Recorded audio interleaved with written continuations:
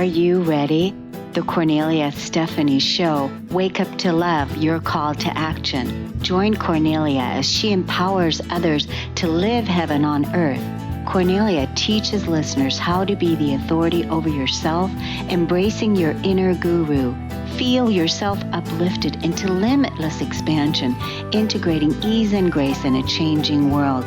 This show will cover topics such as unconditional love, your physical body, how to be in extraordinary relationships, create financial and emotional wealth, embracing entrepreneurship in the new earth.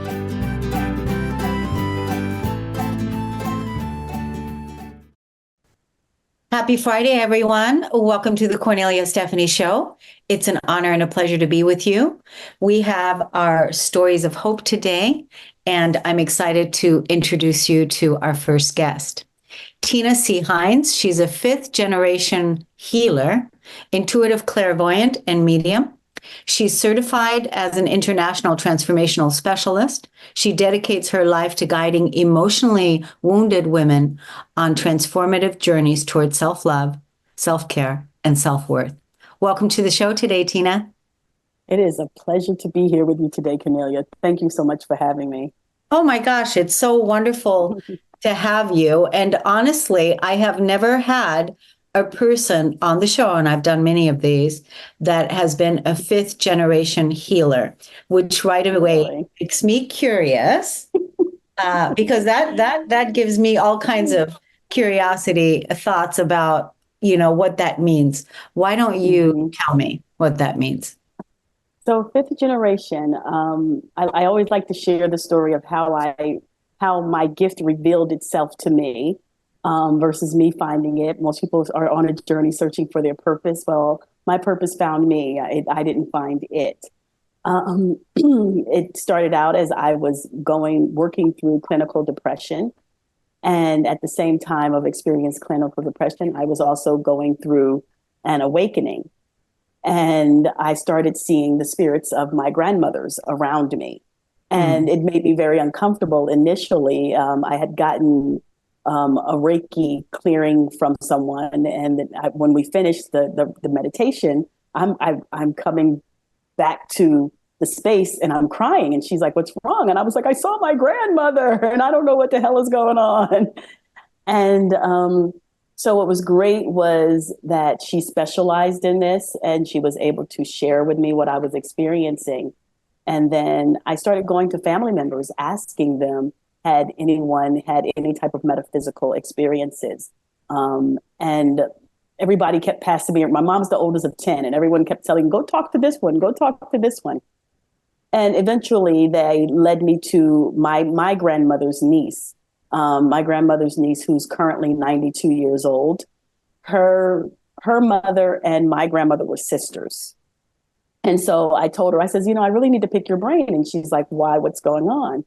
And I says, "Well, I'm seeing Nana, and I'm seeing your mother, and I'm seeing grandmommy, as well as some woman. I have no idea who she is." And she asked me to describe her. And as I'm describing her, she goes, "Oh, that's your great great grandma Jenny. You're just like her, and I've been waiting for you." And, oh my God. And that's how she told me I had to give. "You're just like her, and I've been waiting for you."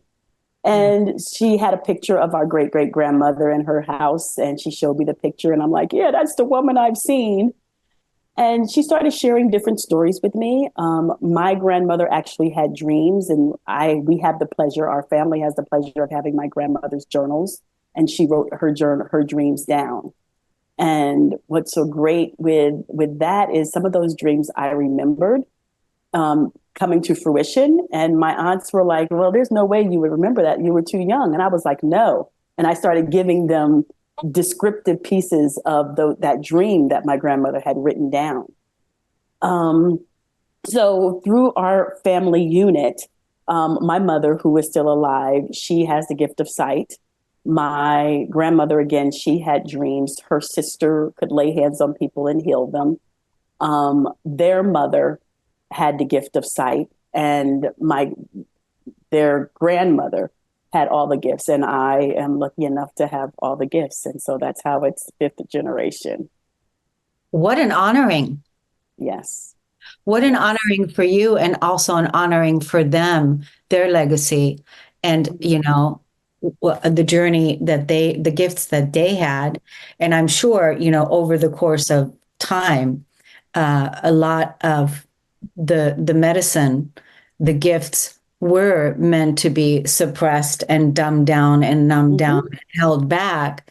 And there you are, remembering and coming full circle and in full honor. I love that word, honor, to remember and share your gifts.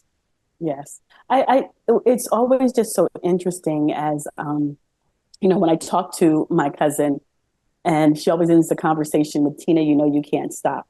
And I'm like, yeah, I know. And when I reflect on, as I said, I got the pleasure of meeting all of them except my great great grandmother. But my grandmother, my great grandmother, they were alive while I was still like up to my teenage years. So I've always had the pleasure of meeting them and getting to know them and the work that they did. For example, my grandmother worked with women, infant, and children's. So everything was always working with women. My great grandmother, she was the wife of a Pentecostal minister. So she worked in the ministry.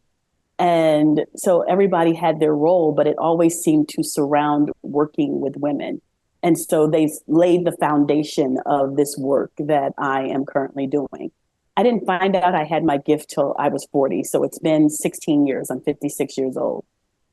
Unlike most people who may have known since they were a little kid that they had some type of intuitiveness or vision, I wasn't aware of it until I was 40.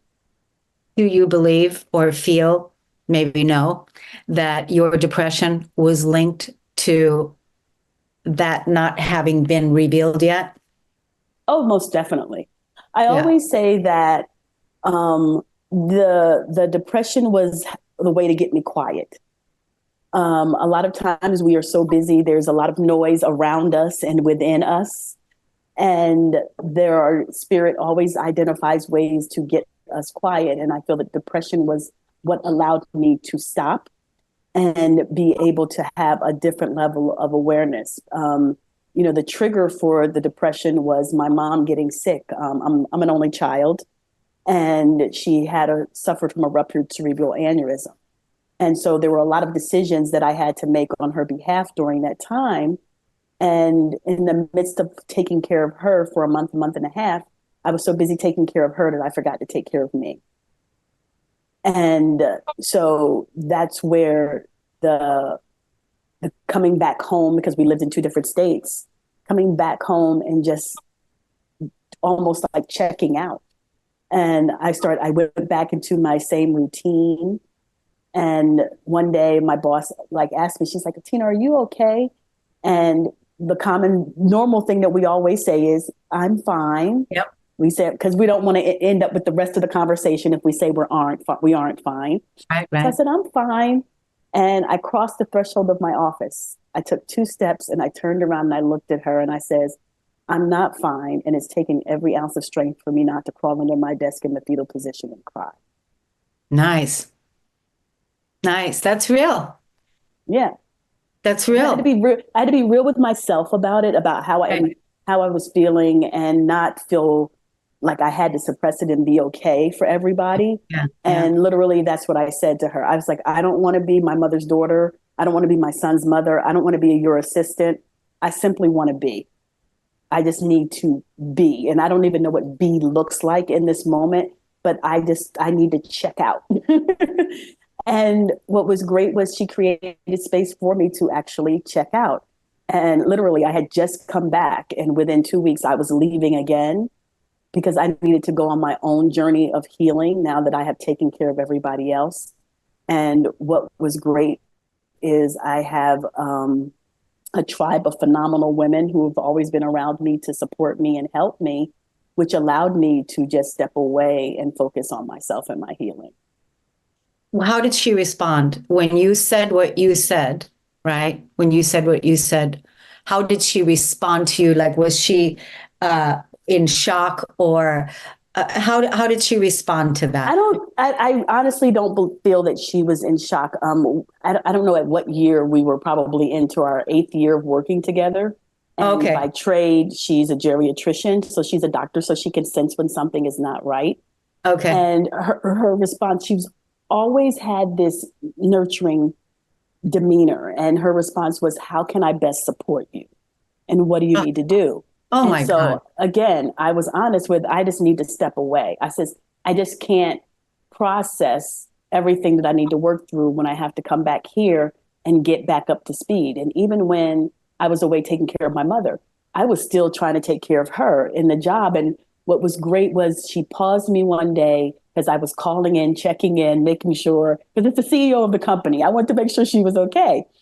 And she stopped me one day in the middle of our phone call because she was being very supportive to help me understand a lot of what the doctors were telling me about my mom. And then, so she says, I need to ask you a question and I want you to be honest. And I go, yes. She goes, in this moment, do you need to be a daughter or do you need to be my assistant? This is when my mom was in the hospital before I came home. And I says, I honestly need to go and be a daughter. And she's like, that's what I want you to go do. But I had to help you make the decision. So I want you to go be a daughter. Don't call me no anymore. Go take care of what you need to take care of. So she's always had this level of awareness and very supportive nature. So that made it a little bit easier for when it was time for me to take care of myself, for me to be okay and comfortable enough to share that with her. This is such a fabulous story. This is, your boss created such a space of safety for you. And I just, this needs to be in all working relationships out there. That model in itself, what she created for you, is so wonderful. And the questions that she asked you, that's so great. Tina, I would like to ask you right now, would you like to come back to the Kornelia Stephanie show where we could do maybe an hour podcast and we can talk a little bit longer? Because I really appreciate what you're sharing here with us today and, what you've learned. And so, these 15-minute segments go by so quick. They're meant to inspire hope for people that are tuning in and that are listening, different perspectives. And so let's tell the audience how they can look you up and follow you on social media. I know that you said you had a following on TikTok. Yes, I am on TikTok under Tina C. Hines, which is my full name, Tinachines. The same for Facebook, Tina C. Hines, Life Transformation Specialist. And Instagram, I am Tina C. Hines 50. But if you look me up, you'll see this beautiful woman with this blonde hair You on are. all the platforms. That's so great. And know everyone that she is dedicating her life, has dedicated her life to guiding emotionally wounded women on a journey towards self-love, self-care, and self-worth. That's what she's doing. And remember, all her modeling in the past has been centered around women. So she's keeping that legacy going.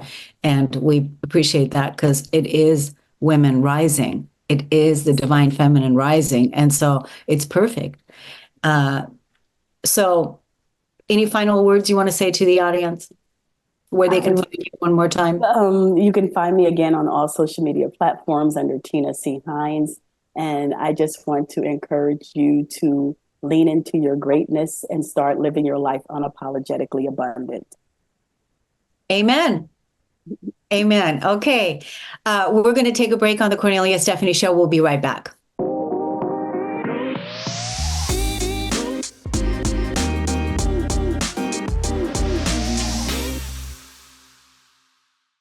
Welcome back, everyone.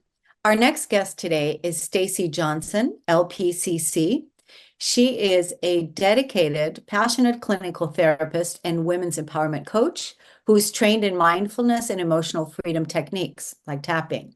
Stacey specializes in helping high-achieving women break free from the cycle of overthinking, burnout, and stress.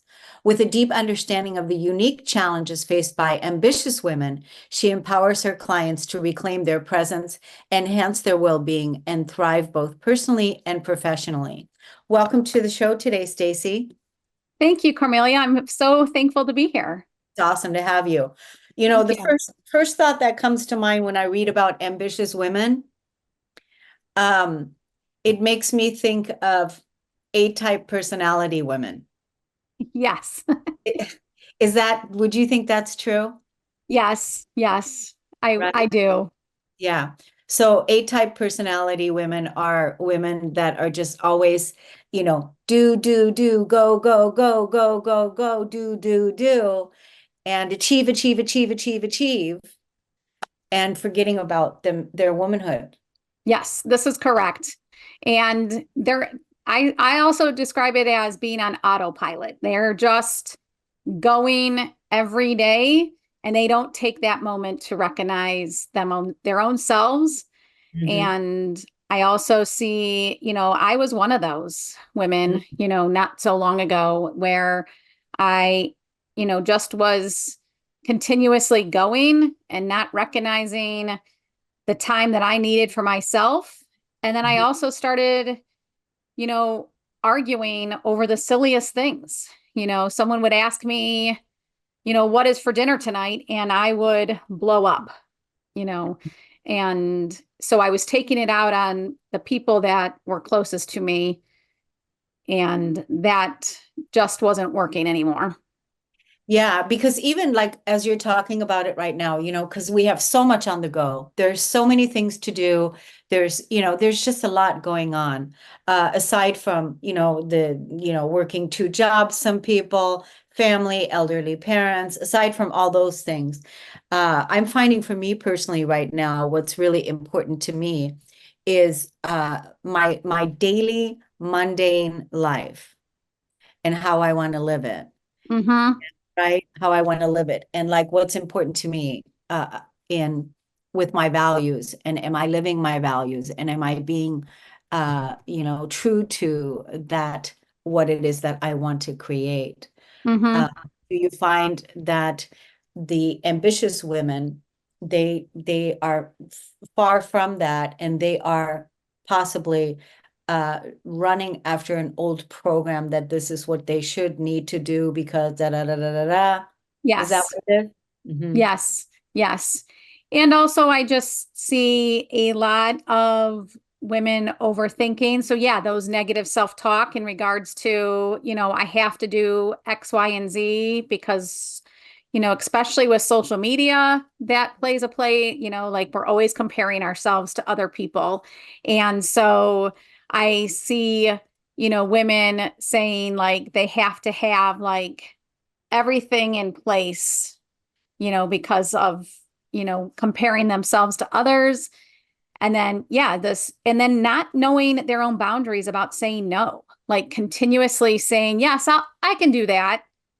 And then not really putting into factor like their own time, and I used to do that all the time. My kids were younger, they were in sports, I was working full time, most of the time, 40 to 50 hours a week.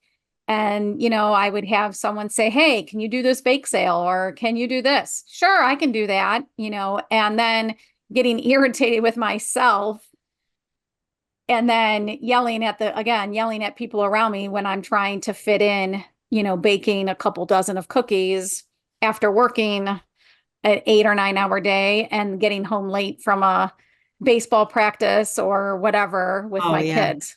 Yeah. That seems like a lot. No wonder you were, yelling when somebody asked you what's for dinner, and Right. no wonder it's like you just can't do one more thing. Right. Right. First of all, you can't just do one more thing, but second of all, where are you? What's it, when is it going to be your turn? Right. Right. Right. Yeah. Right. So the burnout and the stress is real because it causes all kinds of, issues in the body. It does. It causes all kinds of things. Like even I'm in the process right now of, I really want to shed some menopausal weight that I had put on.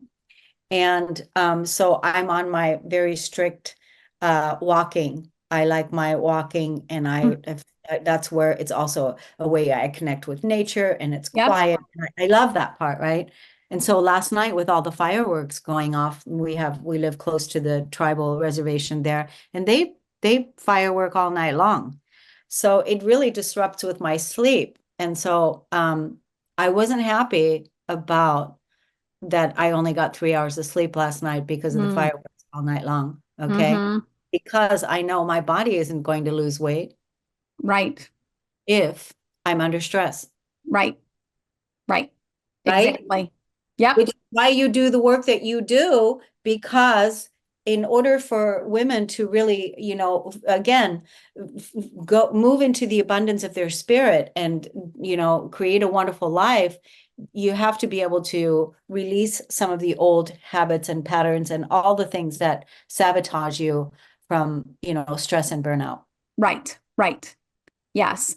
And that's about 15 years ago was when I kind of had my biggest breakthrough, is that I started to recognize that, yes, I was just going, and I was not taking care of myself. So I would have this constant heavy feeling in my chest. Like every time I took a breath, it felt like I was just like sighing all the time, or I had this tension that went along my back of my neck and would cause frequent headaches.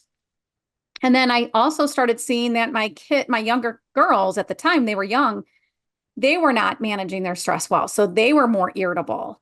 And so I was not modeling the right way to manage stress and burnout. And so I really started to make some changes, and I saw some significant changes when I did that, not just for my own physical health. I stopped having that tension and the headaches went away, but my kids started to manage their stress better. I wasn't irritable, and I was not yelling about who was going to make dinner, or, if a kid asked me, can you help me with my homework, or, oh, I forgot to tell you, but I need this for a project tomorrow. I need to go to the store. So I really saw a change. And then a couple years ago, about 2.5 years ago, my husband passed away suddenly.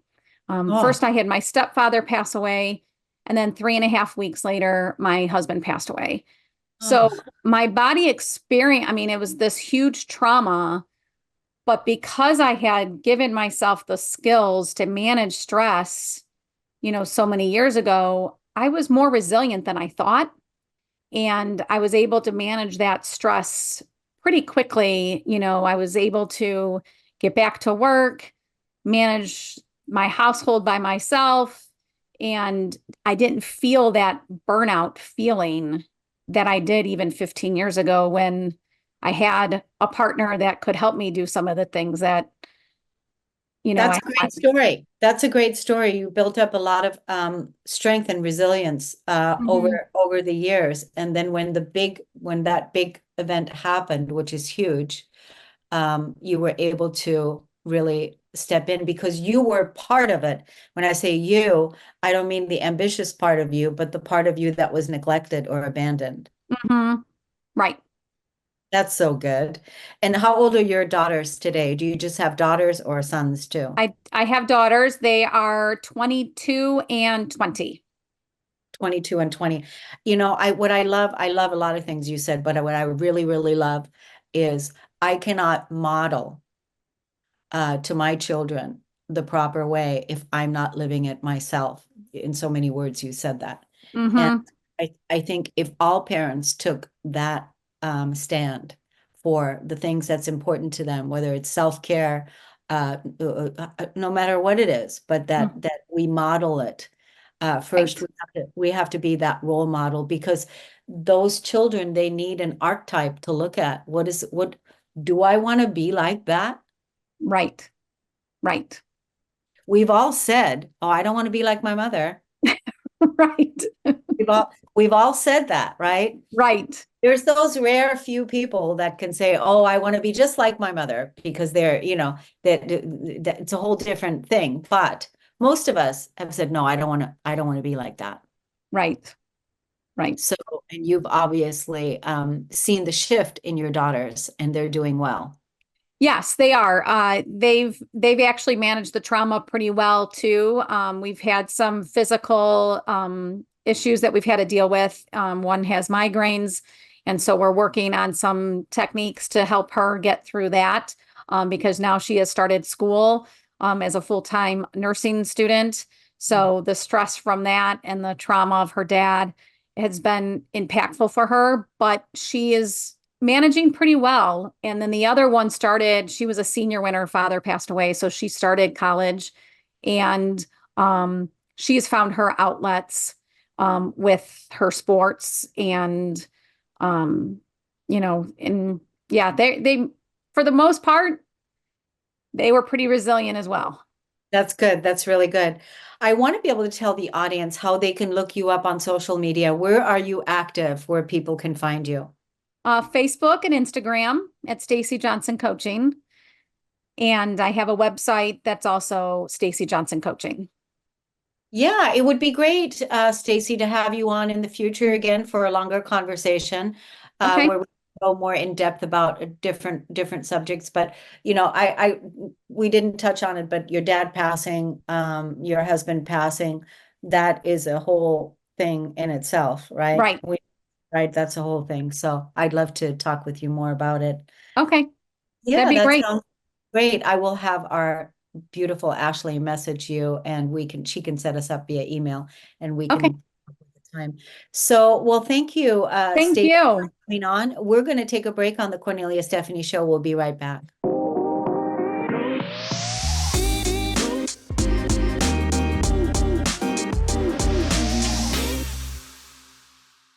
Our next extraordinary guest today on the Kornelia Stephanie Show, Yvonne Caputo, has been a teacher. She taught in the Erie, Pennsylvania public schools for 18 years.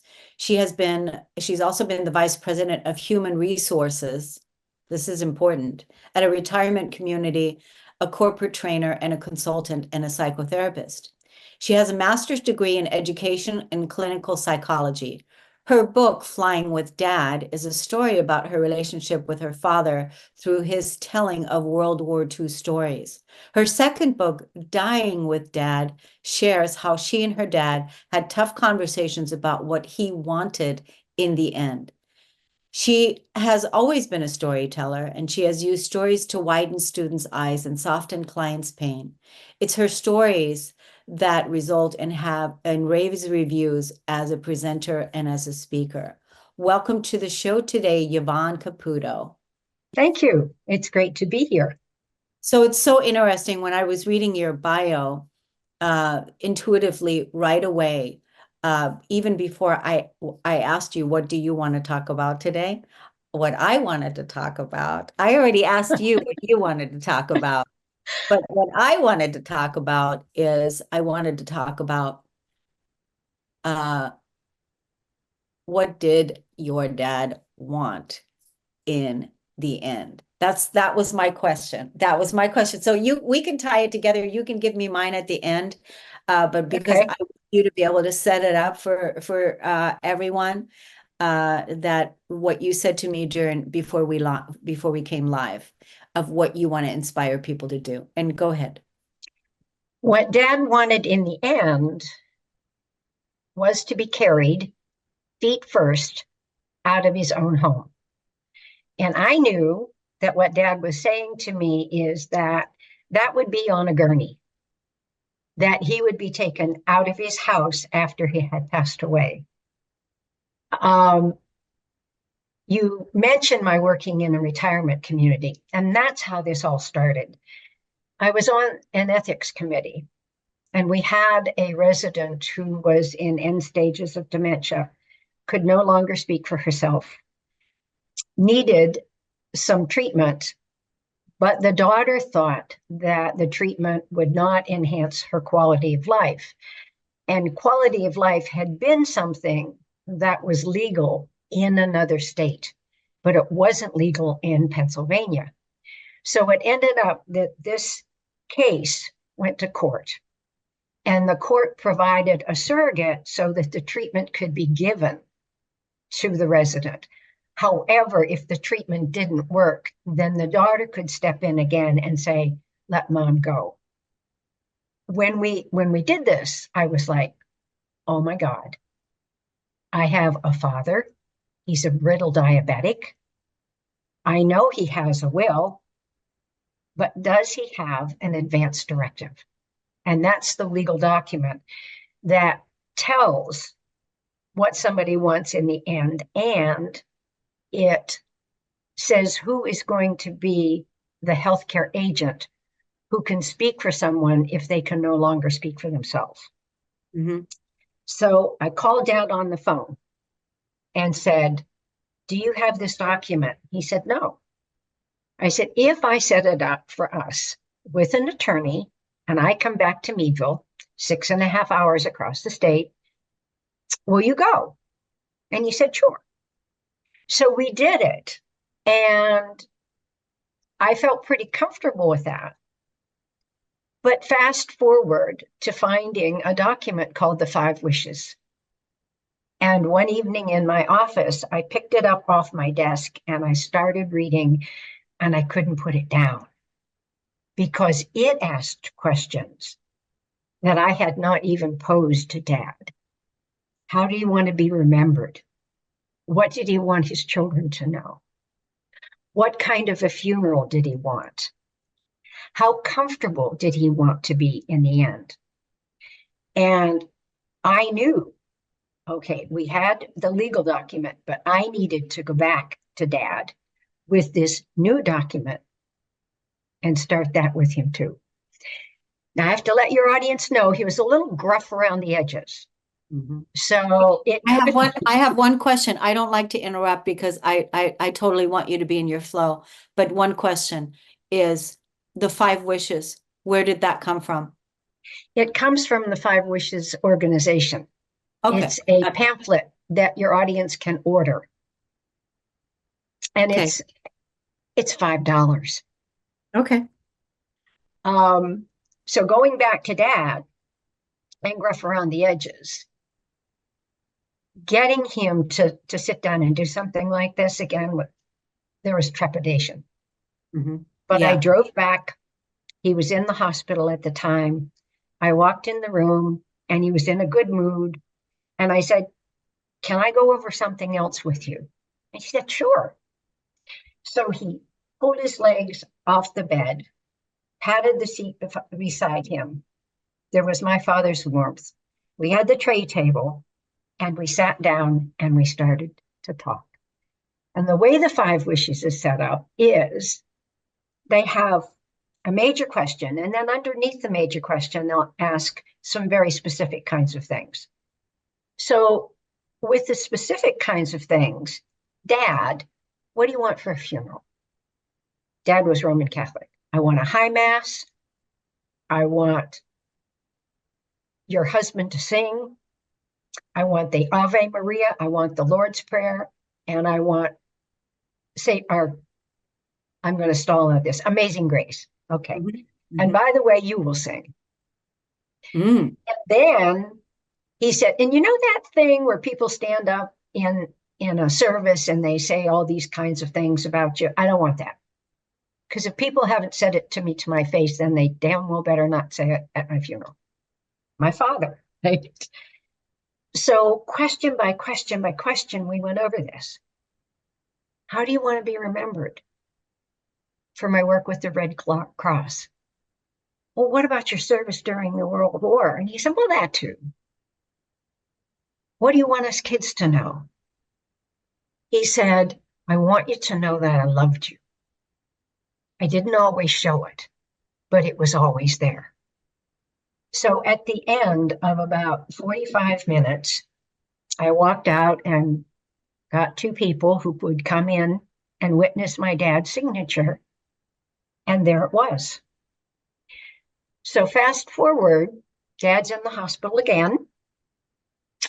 He called me on the phone, absolutely livid, and said, why did you tell them that I could leave the hospital?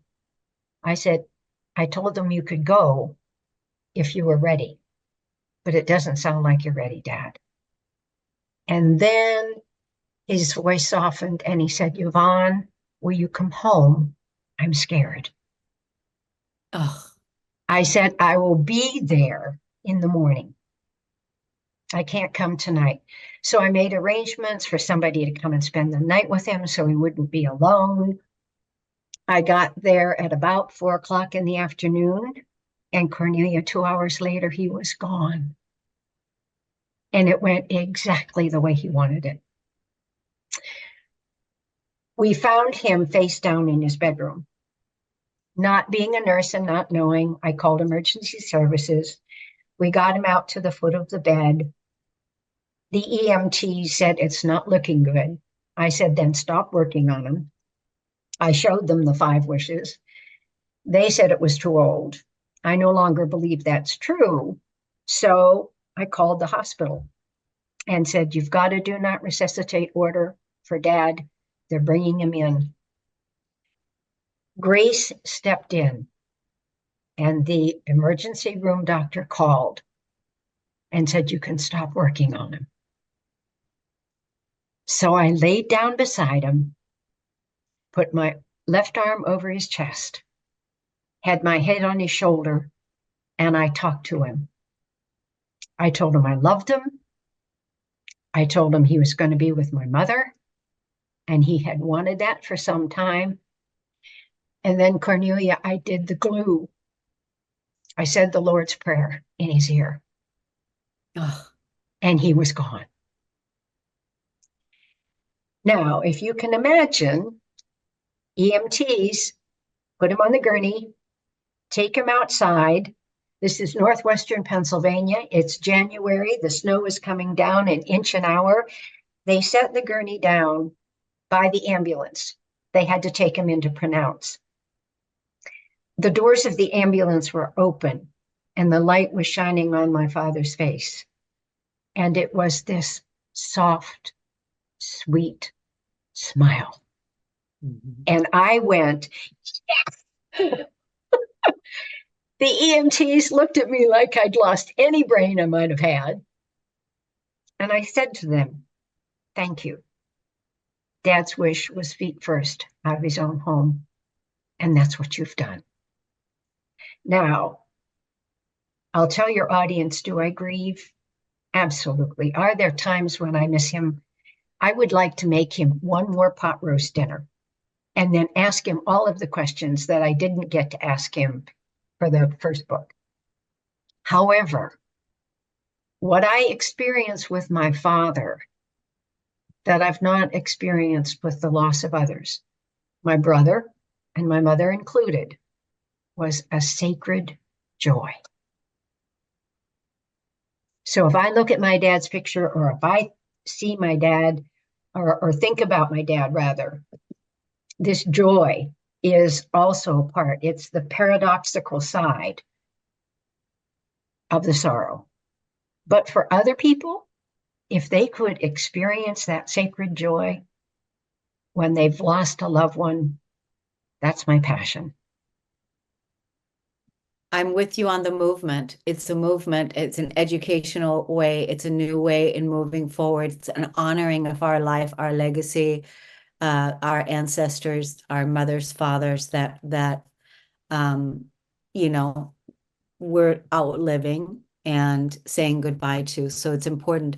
What is your social media? How people can find you? They can find me primarily on LinkedIn, and I do have a website. It's through my publisher, Ingenium Books. My Facebook, though, is private. Okay. You and I should be friends on LinkedIn, by the way, and I'm going to have Ashley connect us so we can have another show. And I know in the other show, I want you to say all these same things again, but then we're just going to be able to stay longer and talk longer. But I think it's so wonderful what you did, what you're doing, how you honored your father's life. That warms my heart, and also softness and grace to you for the grieving times of where you can't have another pot roast with him and you would really like to. but you were that advocate and you wanted to make sure that he got what it is that he wanted. And I want that too for people. So this is so beautiful. What is the 5 wishes? Is it the 5wishes.com? It's the 5wishes.org. And it was developed by a man by the name of Jim Toy. I understand that it's legal in 42 states. Yeah. Well, this is wonderful, Yvonne. I just, we're going to talk again. And I just want to thank you so much for coming on and giving us a little piece of the amazing work that you're doing, have done. And the next question I'll be asking you when we see each other again is, how do you want to be remembered as well? So thank you so much for coming on the show today. Oh, I'm so lucky. Thank you. Thank you. Thank you. We're going to take a break on the Kornelia Stephanie Show, everyone. We'll be right back.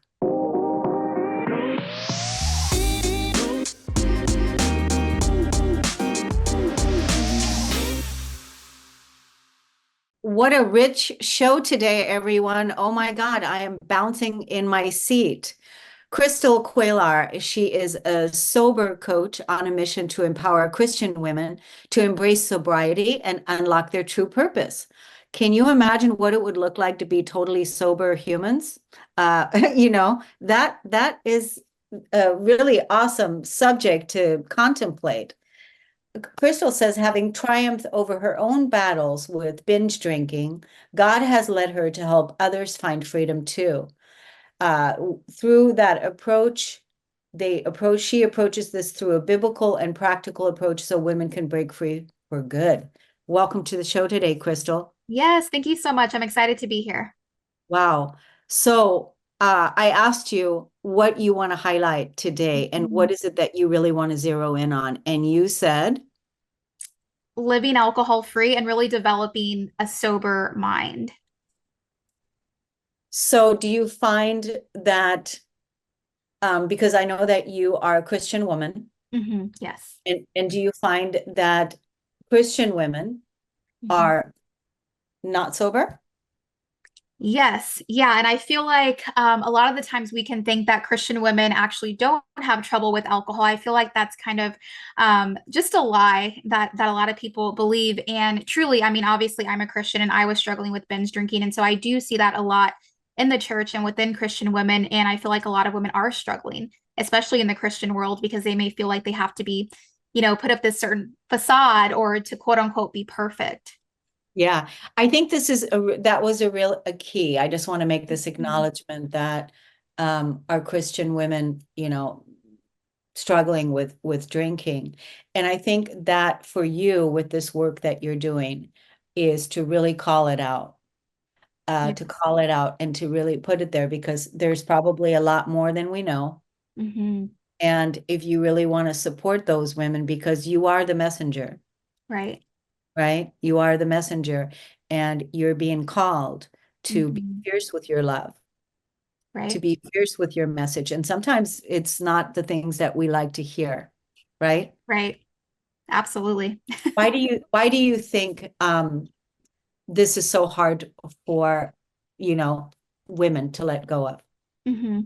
Yeah, I mean, I feel like whether it's women or just any human being, I think we've been really conditioned in this world to numb and to not really allow ourselves to really go through the human experience, which requires, having different emotions, right? Which requires going through life, and life is not always perfect, right? We go through different trials, tribulations, loss.